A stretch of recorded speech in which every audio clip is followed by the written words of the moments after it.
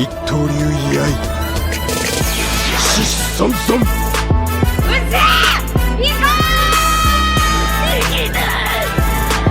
うお前は俺の仲間だ何も分かった Hey guys, welcome back to another video. Man, every chapter is just so good. Oh my goodness.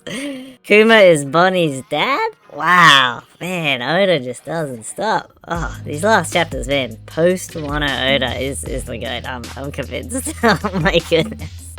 And I think we're officially starting a new arc here.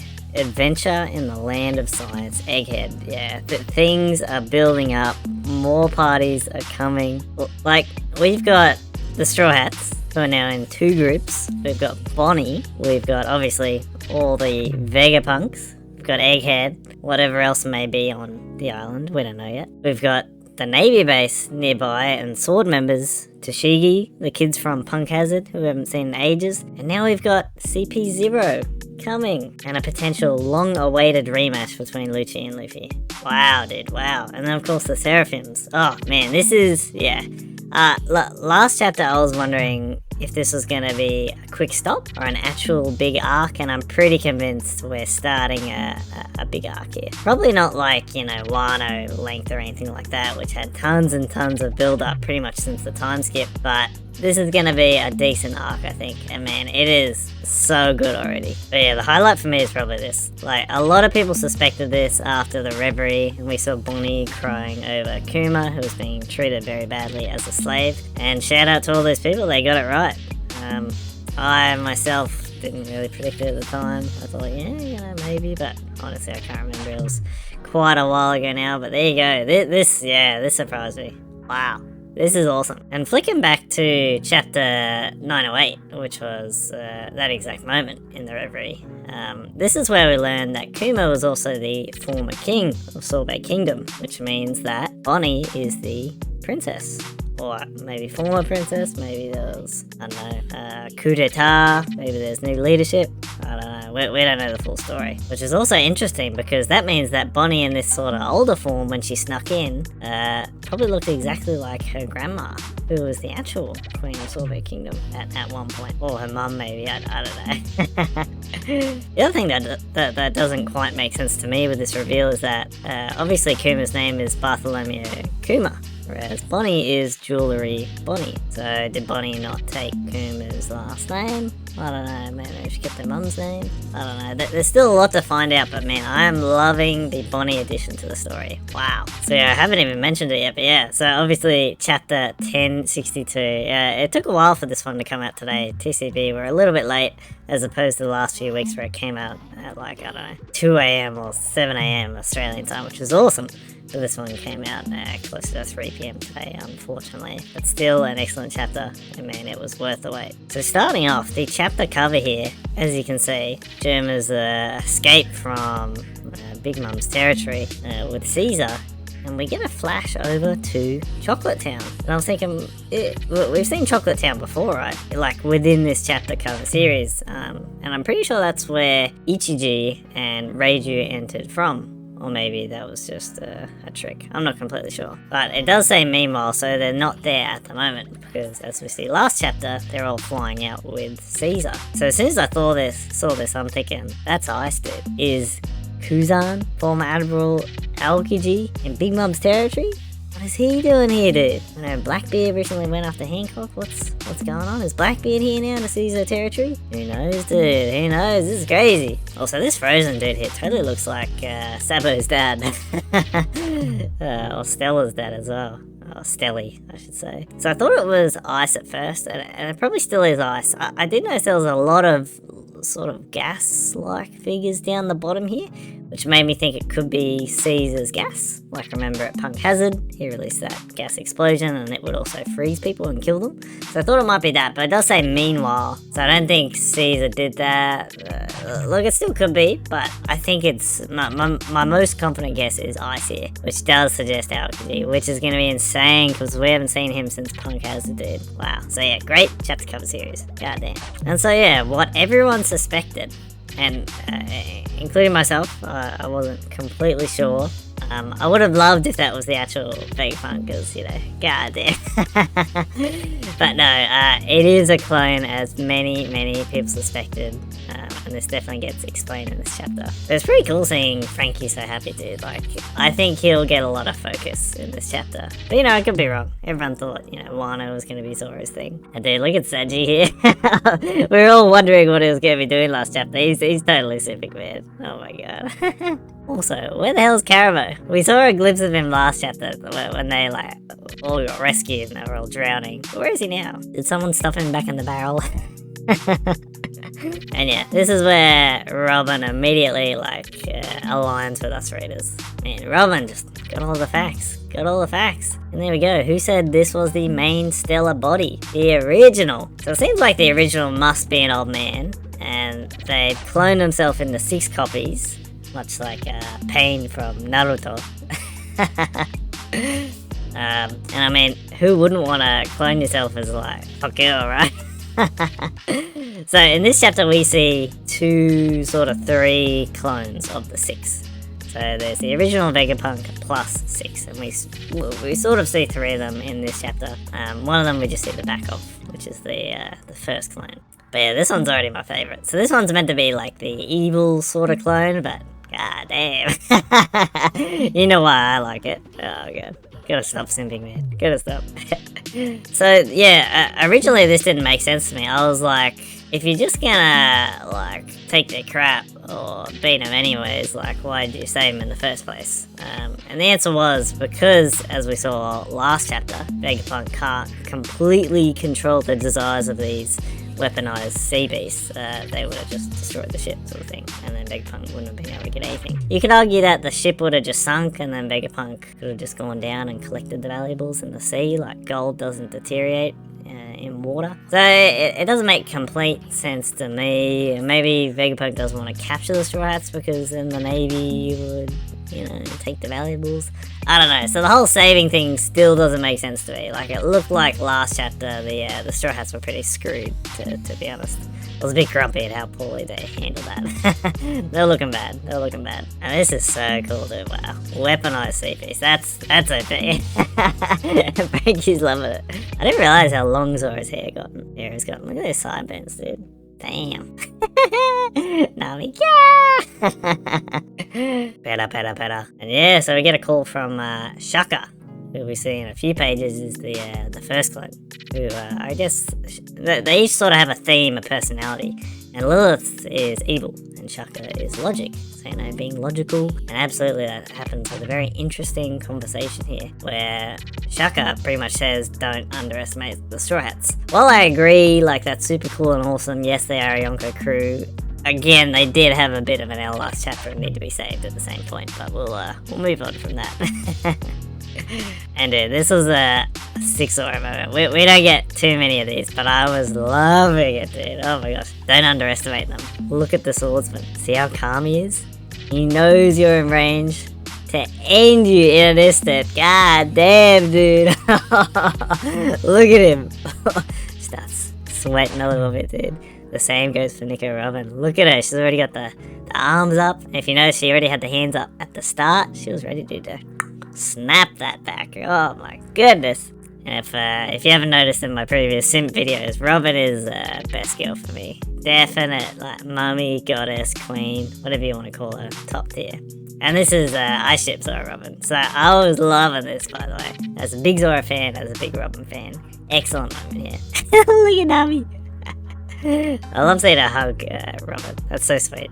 And honestly, a good point here. What can they do against all the sea beasts? Well, in my opinion, the Straw Hats are at such a disadvantage because they're on water. Like, the sea beasts can just stand far away and splash waves and the ship will turn over, and it's super hard to fight in the water. If they're on land, yeah, I'd pick Zoro and Sanji, to be honest. But it's just because they're out here, like, I'm sort of with Vegapunk or Lilith a little bit, like, what can they actually do against the sea beast? We already saw them get screwed over by a shark and they were all sinking, like, yeah. So, yeah. But, you know, Shaka, the logic Vegapunk says, you know, they will prioritize their prey. They will still take you out regardless, which is pretty damn cool. Lilith just saying those imbeciles lured me into a false sense of security. We got Sanji simping, Frankie just in awe, and then the other Strats just crying and screaming. Oh, that's so good. That describes the crew so well. Now, interesting point here. There's something I want from you, so you better play nice. Very interesting. What do we think it is? Let's chuck the theory hat on and do a 60-minute video. No, I'm just kidding. So I'm thinking Zoro's only a goal, dude. Well, he has a couple. You know, obviously to be the world's strongest swordsman, and he wants to make Luffy the Pirate King. Those are like his two things, you know. So what could he want that's sort of related to that he could get from Vegapunk? One, which might be a little bit far-fetched, is maybe getting Vegapunk to help him get one of his swords to eat a devil fruit. Wouldn't that be cool? As we know, Vegapunk is the one who discovered how to do that, and I believe we first heard about that strategy or process back in Alabasta during Chopper and Usopp's famous fight. Captain Usopp, as you can see in my YouTube intro. So that's one thing. The other one could be maybe after his battle with Kuma, his classic shush, son, and nothing happened moment, which is legendary. Maybe he's got some just, I don't know, questions or things to talk about with relation to Kuma there. Who knows? So those are my two guesses, but I'm really not quite sure what Zoro want here, so yeah, super looking forward to it. I'm loving this arc, dude. I think the Egghead arc has officially started, and it's a 10 from me so far, dude. I'm loving it. And yeah, so all we see here is the back of this Vegapunk copy 1. You really can't tell if it's a male or female from this point.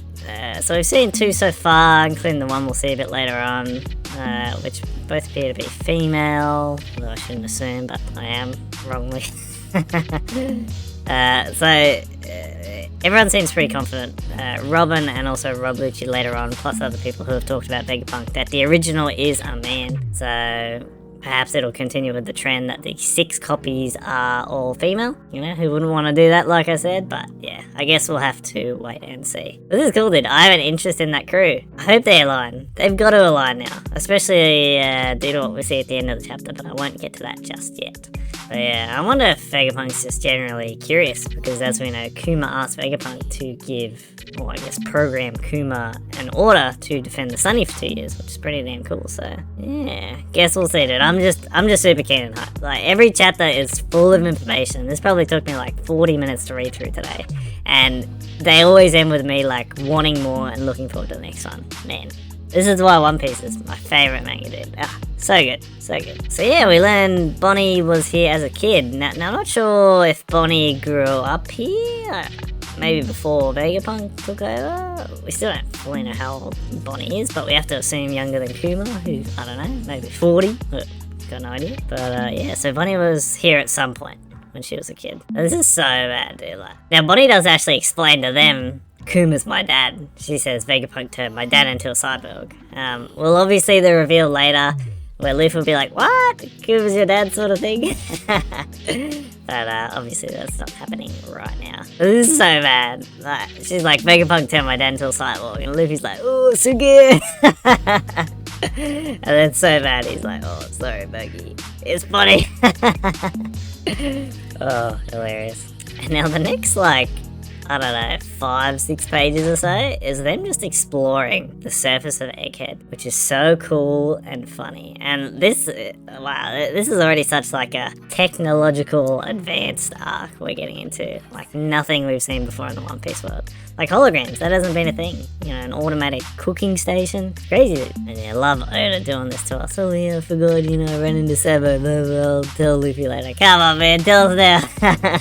And I mean, it does make sense. Like that scene I jumped to before, was it 900 and whatever, where Bonnie is crying and looking at Kuma. So we obviously know the revolutionaries did succeed in rescuing Kuma, so it does make sense that they would run into each other. But I'm curious to, yeah, like fully see what happened throughout all of that. And where's Vivi, man? Where's Vivi? Now I just want to jump between 2 panels for you. Look at this. So Luffy's going to explore, and just look at this line. Hey, we're infiltrating this place, remember? Now let's go to the next page. Ah! How quickly she changes. It's hilarious, dude. Oh my gosh, dude. Look at her. It's such a funny scene, by the way. It doesn't actually get eaten, but this did make me think of a classic moment in Skypiea getting eaten by the snake. We did notice here on this main panel, little SSG. Shout out to the Seraphims. I wonder if they're all based here or out and roaming. Who knows, dude? Who knows? But yeah, it does seem like they at least have the original Warlord's DNA. So yeah, looking forward to it, dude. There is so much, like, potential in this arc. I'm loving it. No cap, dude. Like, Luffy would be the easiest to just, like, trap and kill. Put, like, a big, even parfait or cake like this just filled with spikes, dude. Like, impale him head to toe. Like, oh my goodness. Well, he's got future sight, right? So that shouldn't happen, but, like, he's so stupid sometimes. Look at Chopper's face. When did we last see him that angry? A Punk has him and Caesar. Who knows? Queen, maybe? He also looks like Frankie when he was in Chopper's body a little bit. But he's mad, dude. I'm talking about mad. Luffy, buddy. Activating Gear 5th because he can't hit the parfait. Are you kidding me? So on this dragon thing, dude, if you didn't notice, it's got the banana bits on his head, like the banana gator. Shout out to Alabasta. And here we see Vegapunk number 6. Now TCB does clarify that there's a bit of a discrepancy at the end, and in an explanation it has this Vegapunk is number 5, but on the dress here it actually says 6. So they'll fix that up later on when Viz clarifies. Yeah, I'm not surprised by like any of these inventions at this point, like aircon, holograms, food maker. Like, yeah, we've seen what Vegapunk is capable of already with the human weapons, devil fruits, seraphims. Like, I'm not really surprised at anything at this point. It's pretty funny. Just Vegapunk. It's pretty funny, dude. And they just adore the eating machine. Oh, dude, I love Bonnie. She's so funny, dude. Bonnie for Nakama, dude. I'm past Yamato. I've moved on. I'm past Carrot. I'm ready, dude. Bonnie for Nakama. She fits in perfectly. Oh, it hurts me to say, like, I don't know, go back 5-10 chapters, the end of Wano, to like post party, and this was Yamato, Chopper and Luffy eating stuff. Like, oh, maybe it's too soon after all. Pretty cool. You see the north, south, north, south, east, west. So you can probably get meals from the different blues around the world, which is pretty damn cool. Also, we totally got another like Uta design here. I don't know what the ears are. They look like horse ears a little bit. No, yeah, there you go. I don't know if this is meant to be a young Vegapunk, but pretty big. Probably got some giant fans in there. Don't know. Big as Kaido, right? Now, I saw some pretty cool comments at the bottom of this TCB website, which I didn't even think of at the time, but this being able to interact with light, these gloves, would be the perfect weapon against Kizaru. And I wonder if it would actually work. But to be honest, like, I don't think it would make a difference. Like, hear me out, because this would only be useful for someone who can't use Haki. But someone who can't use Haki, let's say, I don't know, Frankie, you know, even if he could touch Kizaru using these gloves, I don't think that would be enough. Like, still, Kizaru would just be too fast, too strong, like, yeah, so, you know, a lot of people predict that Sanji might eventually fight Kizaru. Like, Sanji can use Haki, so I don't think that'll ever happen, but, you know, cool thing to think about. Look at Bonnie, bro, I'm in love. God damn, she's excellent. Bonnie for Nakama, dude. She's abandoned her crew. Well, I don't know, not abandoned, but she's not with her crew anymore. She's left them, or they're either captured, I don't know. But she's alone, she doesn't have a ship. She's got all these relations with the crew. Bonnie for Nakama, dude, I'm saying it.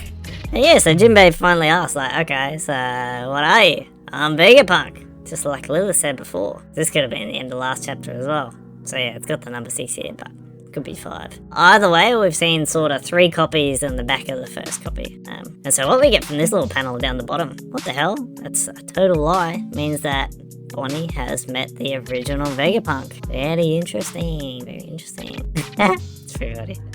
Yeah, so I guess this is when Luffy first heard about Vegapunk, which was from Kobe at post Annie's lobby, I believe, Water 7. And yeah, the chapter ends, we flash over to a world government ship. And look, dude, it's been a while, but here we have CP0. It's been too long, man. And this is actually extremely timely for us readers, just giving us a clear explanation of what's going on here if we haven't worked it out yet. But Kaku is in the middle of explaining Vegapunk and Vegapunk's clones to Lucci, a very old antagonist from, I don't know, 650 chapters ago, dude. Like, I don't know, it's been a while, man. But yeah, so there you go. So Vegapunk calls them satellites, which I guess means clones. And yeah, this is where the whole discrepancy happens, but it doesn't really matter that much. And yeah, so this is where the themes are. So Lilith was evil, Shaka logical, Atlas wrath, although it didn't seem that crazy to me. Desire, wisdom, flair. Yeah, interesting. Pythagoras. What a cliche name for like a genius scientist to name a clone. Like, why? And now, dude, we tick over. Look at this. It's just this is meant to be a child Kuma Seraphim, but it's still huge with his stupid dull face. And the wings. Oh man, the Lunarian genes. This is crazy, man. That's so funny. Just standing over the top. They're like, oh. Our assignment is to return this problem child back to Egghead. I wonder what the issues were. Maybe disobeying orders. I don't know. They seem a little bit rogue based on what we've seen of them so far. Not completely loyal, I don't know. But this came out of nowhere. We're to eliminate every last Vegapunk. This doesn't make any sense to me, dude. Like, even some of the things I was naming before, like, Vegapunk has been such an asset for the world government and the Navy. Why would you get rid of that? Like, even just the, 2-3 years duration of One Piece, like, the period we've been reading, the amount of new crap he's come up with, like Seraphims, it doesn't look like it would ever stop. Why would you get rid of this? So, there's gotta be a bigger reason, like, maybe Vegapunk knows too much. Maybe Vegapunk is deciding to align with pirates or the revolutionaries, and sure, maybe that actually, makes sense. You might want to get rid of someone like that. But yeah, so, I don't know. I guess we'll learn truly why, but that is the mission that these CP0 agents have been given today. I never thought I'd say this, but I agree with Lucci right here. We're meant to kill the single most useful man in the world. I wonder if this has something to do with the recent Lelouja incident. As we know, the Imu Big Bang and Sabo. At first I was thinking, how would that have anything to do with that? Like, that just had to do with Sabo. Maybe the kingdom was getting destroyed anyways before he showed up there. What's that have to do with Vegapunk? So my guess is maybe Vegapunk saw what happened, or maybe Vegapunk knows more about the weapon or the ability that caused that. In summary, maybe Vegapunk knows too much, and Imu wants to get rid of Vegapunk. That's such a big loss. And like, yeah, look, and the first part of their mission is to bring the Seraphim, this Kuma Seraphim, back to Egghead. But if you're gonna get rid of Vegapunk, who's gonna repair, the Seraphims? It doesn't make sense. So this is just, I don't know, the world government being stupid again, in my opinion. No trust, right? And yeah, Stussy and Kaku are just saying like, oh, don't question it, just follow orders kind of thing. I wonder if we'll see some growth from Lucci. I don't know. I don't like him. I hope I like him one day, but I don't right now. Also, Stussy is still a baddie, dude. she's top tier. But yeah, like I said before, like, another party is coming to Egghead. This is crazy. So much is gonna happen. It's destined to happen. The CP vs Straw Hats rematch. And I hope the Straw Hats just destroy him. Like, I don't want Lucci or Kaku to be a challenge at all to Luffy or Zoro, or else I'll be a bit disappointed. I think they should destroy them at this point. Like, Luffy bit Kaido, man. Like, come on, man. But yeah, regardless, just keen to see their reactions again. And that's where the chapter ends today. A pretty cool coloured panel here by Yash. Always doing good work. Didn't get one from Greece today, but that is okay. So there you go, dude. Chapter 1062. I loved it. I don't think I have anything real bad to say. Man, it is just killing me. Every new chapter is so good, man. I'm just on like a hype/simp train recently. It's so bad. Well, there you have it. My full reaction/walkthrough to the new chapter. I loved it, and I'm super keen for the next one, as always, dude. Man, God's work. And yeah, if you have any ideas for videos you'd like me to do or things to talk about, leave a comment down below and I will give it a go. But until next time, have a good one and I will see you then. Alright, thanks guys. Cheers.